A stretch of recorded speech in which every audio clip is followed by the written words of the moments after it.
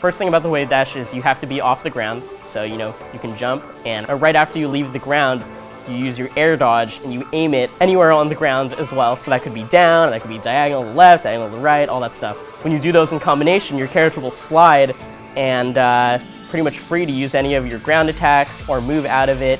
So it's a really good way to just move forward or move back or even stop your movement and cut an attack. We would play with zero buffer. It did not lag. It was on stream. Probably faster. Wave dashing just like enables a lot of strategies in Smash. So for instance, like for Fox, it leads to kills. For lots of other characters, it can lead to that little micro spacing. Sometimes it's hard to move one step back in Smash because when you move backwards, your character model will actually turn around. Smash is a unique fighting game in the way that you're not always facing your opponent. So wave dash will allow you to keep facing forward and take just a baby step back and readjust. Shield dropping is when you're shielding on a platform and someone hits your shield, and you can do this input, it's shield dropping, to where you will drop your shield and fall through the platform, and you can immediately do an aerial out of your shield. So it's a really strong technique because it lets you retaliate from a defensive position. Platforms is, working the shield drops. Back in the day, before we discovered it, you were just kind of in a bad spot on the platform, and you just wanted to kind of get out of the situation as fast as possible. I mean, you still want to do that even with shield dropping because people have adjusted, but it's just giving you a lot more freedom on the platform. Speaking of shield drops, yeah.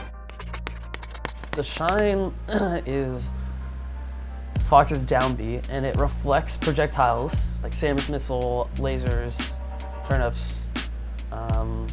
But what it's mostly used for is when you hit an opponent, depending on the opponent, depending on their weight, they'll either fall down to the shine, in which you can get like a jab reset, or some sort of tech chase follow-up. Round just wants to be on the big stage.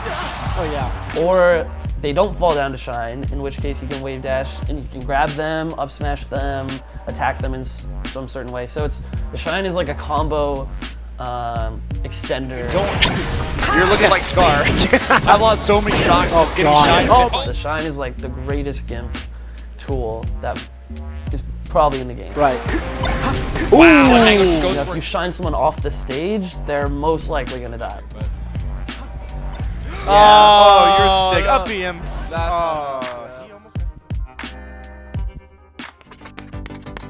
Camping or defensive play, I think camping is when you want to avoid interaction with the other player as much as possible. So you're shooting projectiles, and even if you might have an opening that could result in something, you still decide to stay back. Yeah, absolutely.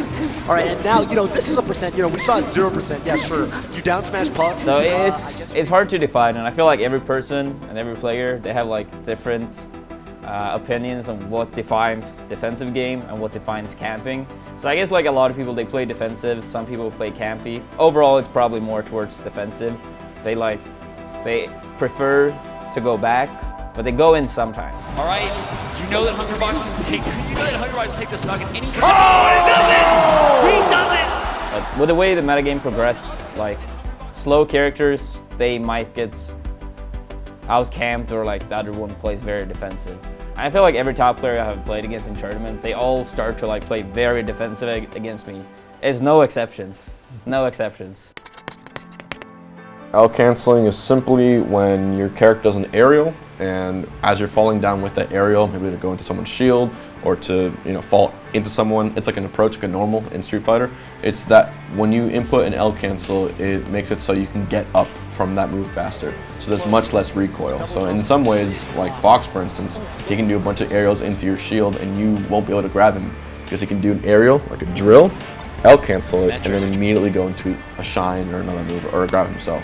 So L canceling is it's like the segue from one move to another, and it allows for a much faster, much more efficient play. I guess is the way I could put it. And it's absolutely 100,000% completely necessary in high level melee. And there's no ifs, ands, or buts about it. You need to L cancel.